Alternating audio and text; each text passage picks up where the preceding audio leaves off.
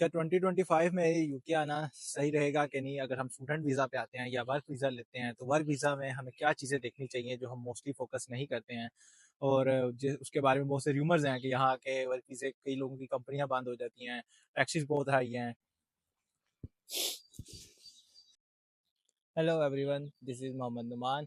तो आज की वीडियो में हम बात करेंगे कि 2025 में यूके आना वर्थ इट है कि नहीं, क्योंकि यहाँ बहुत जगह सुनने को मिलता है कि यार वर्क वीज़ा ले लिया है, वर्क वीज़ा ठीक नहीं मिला, लोग यहाँ आते हैं, वर्क वीज़ा तो ले लेते हैं परचेज करके।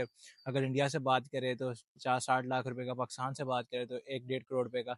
तो यहाँ आके आगे क्या होता है, कंपनी या तो डिफ़ॉल्ट कर जाती है, काम नहीं मिलता, फिर उसके बाद दोबारा से आपको ख्वार होना पड़ता है। फिर और आपको विद इन 60, फिर या तो मेल मिल आपको आ जाएगी कि आपको with in 60 day UK leave करना है।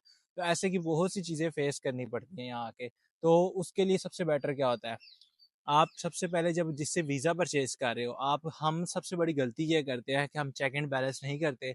जैसे हमें ये होता है कि हमने बाहर जाना है और हम ये भी नहीं देखते कि यार जिससे हम वीज़ा खरीद रहे हैं वो कंपनी ठीक है ना, हम उसकी पास हिस्ट्री चेक करते हैं कि वो कंपनी कब बनी है। अगर वो कंपनी लाइक 1-1.5 साल पहले बनी है, उसका कुछ पोर्टफोलियो अच्छा नहीं है, कोई उसकी हिस्ट्री अच्छी नहीं है, बस उनके पास क्या है, लाइसेंस है और वो वीज़ा सेल कर रहे हैं, आपने ये सेटिस्फेक्शन की और आप वीज़ा ले लिया, कि आपकी सबसे बड़ी गलती होती है। फिर इधर आकर क्या होता है, वो आपको 7 या मैक्सिमम 6 या 7 रुपए के हिसाब से, मतलब आई मीन पाउंड के हिसाब से आपको सैलरी पे करेगा।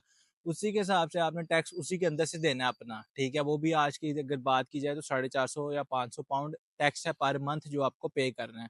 फिर आपने उसके बाद में से अपनी ग्रोसरी करनी है, अपना रेंट करना है, अपना सारा कुछ करना है। अगर आपने उसने आपको आवर्स कम दिए हैं, मिनिमम आपकी वेज वो खुद सेट करेगा, लेकिन दिखाएगा गवर्नमेंट को वही जो उसने बनाई हुई है। तो क्या ये आपके लिहाज से ठीक है? क्या आप एक इतनी इन्वेस्टमेंट कर भी हैं? और फिर सबसे बड़ा रिस्क क्या होता है कि 5 साल वो कंपनी वीज़ा चलाएगी कि नहीं चलाएगी? अब आपने ये चीज़ भी देखनी है। तो एक मैं आपको परफेक्ट मशवरा ये दूंगा कि आप ऑथेंटिसिटी चेक कर लिया करो कंपनी की, कंपनी ठीक है कि नहीं। सिर्फ बाहर आने के चक्कर में ये नहीं करना कि लाइक बाहर आना है, कोई चेक एंड बैलेंस नहीं किया और इतने पैसे लगा कर भी आप इधर आकर आपको पर मंथ आपकी कितनी इनकम निकलेगी, अगर मैं उसका एक एस्टिमेट निकालूं तो वो मेरे ख्याल से कोई 1600-1800 पाउंड या खींच के 2000 पाउंड। और इसमें अगर आप आज लंदन की बात करें तो मैंने देखा है कि इतना आसान नहीं है आपका गुजारा करना। अगर आप फैमिली वाले हो तो आपके साथ ऑब्वियसली आपका डिपेंडेंट भी होगा। तो यूके के टैक्सेस भी हाई होते जा रहे हैं। अब अगर एक नई अपडेट की बात करें तो अप्रैल, कम अप्रैल से मिनिमम वेज रेट जो यूके का है वो 1251 हो जाएगा, 12.51। मतलब अगर आप किसी भी एम्प्लॉयर से कोई सैलरी ले रहा है तो उसका मिनिमम वेज रेट ये होगा। मतलब अगर आपको कोई भी एम्प्लॉयर इससे कम सैलरी देता है तो आप उसकी कंप्लेन भी कर सकते हो।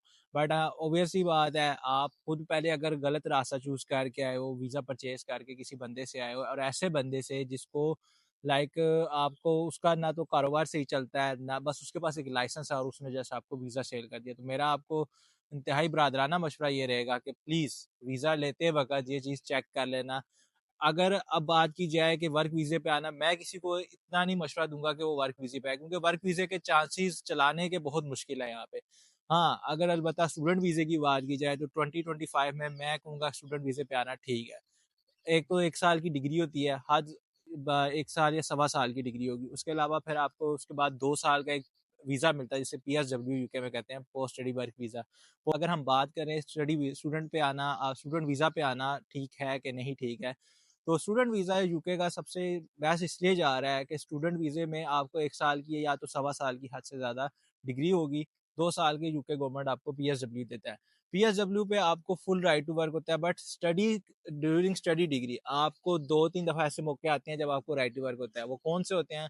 लाइक जब आपकी यूनिवर्सिटी से छुट्टियाँ हैं, आपको हॉलीडेज़ हैं, उसमें आप यूनिवर्सिटी लेटर निकलवा के आप उस पे full right to work work कर सकते हैं अपने 20 आवर्स से ज़्यादा। स्टूडेंट लाइफ का टाइम जो होता है वो थोड़ा-सा हार्ड ज़रूर होता है, लेकिन स्टूडेंट अगर आप दिल बड़ा करके, मुश्किलात फेस करके अगर वो सारा टाइम पार कर जाते हैं, तो आपकी डिग्री खत्म होने से पहले भी, मतलब जब आपका कोर्स कैश लाइन खत्म हुई है, कैश की डेट खत्म हुई है, उसके बाद आपके पास 4-5 महीने होते हैं जब आपका फुल राइट स्टार्ट हो जाता है। उस महीने में भी आप खुला-डुला काम कर सकते हैं और अपने पीएसडब्ल्यू की फीस निकाल सकते हैं। पीएसडब्ल्यू की फीस है 2980 पाउंड, एक पीएसडब्ल्यू की फीस होती है। पीएसडब्ल्यू आपने तब अप्लाई करना होता है जब आपका लाइक वीज़ा डेट, जो आपकी बीआरपी की वैलिडिटी डेट है, उसकी लास्ट डेट से आप लाइक 2 दिन या 3 दिन पहले भी, बट आई विल सजेस्ट कि आप एक हफ्ता पहले अप्लाई करो, क्योंकि आपके पास एक हफ्ते का टाइम होगा, उसका मोस्टली रिजल्ट 2 वीक्स में आता है। तो स्टूडेंट वीज़ा पे आना बेहतर है मेरे नज़दीक वर्क वीज़ा लेकर आना। लेकिन स्टूडेंट वीज़ा के लिए ऊपर भी आप अगर आ रहे हो, आपके लिए मेरा एक सजेशन यही है कि मोस्टली स्टूडेंट्स का यही होता है कि मैं हमने सिर्फ बाहर जाना है, उन्हें चूज़ नहीं करते कि यूनिवर्सिटी कौन सी है, एरिया कौन सा अच्छा है। तो ये एक बहुत लंबा टॉपिक है, इस पर फिर किसी वीडियो में बात करेंगे, लेकिन आपको मेरा फिर वीडियो के एंड पे यही सजेशन है कि मस्ट चूज़ करके आओ कि आपने किस एरिया में जाना है, उस पर वर्क कंडीशन वहाँ के हालात कैसे हैं, आपको वहाँ जॉब मिल जाएगी। स्टूडेंट मोस्टली आते हैं, उनके लिए सबसे बड़ा एक सवालिया निशान होता है जॉब। तो जॉब ढूंढना सबसे मुश्किल काम तभी है जब आप उसको ठीक से लाइक आप जाकर बात करना नहीं सीखते हैं, क्योंकि पहला बंदा जो आता है वो हेजिटेट होता है, आज काम नहीं मिल रहा, कल नहीं मिल रहा, थोड़ा मुश्किल है। बट आपको एट दी एंड यही टिप है कि आपको जो काम मिले वो आप करो, आप उससे शुरू करो, एक इनिशिएटिव लो, क्योंकि यहाँ पे वेला रहना बहुत बड़ा डिप्रेशन है, ना करने से बेहतर है कि आप कुछ कर लो। So wish you good luck for your future, and साथ बने रहने के लिए चैनल को सब्सक्राइब कर देना।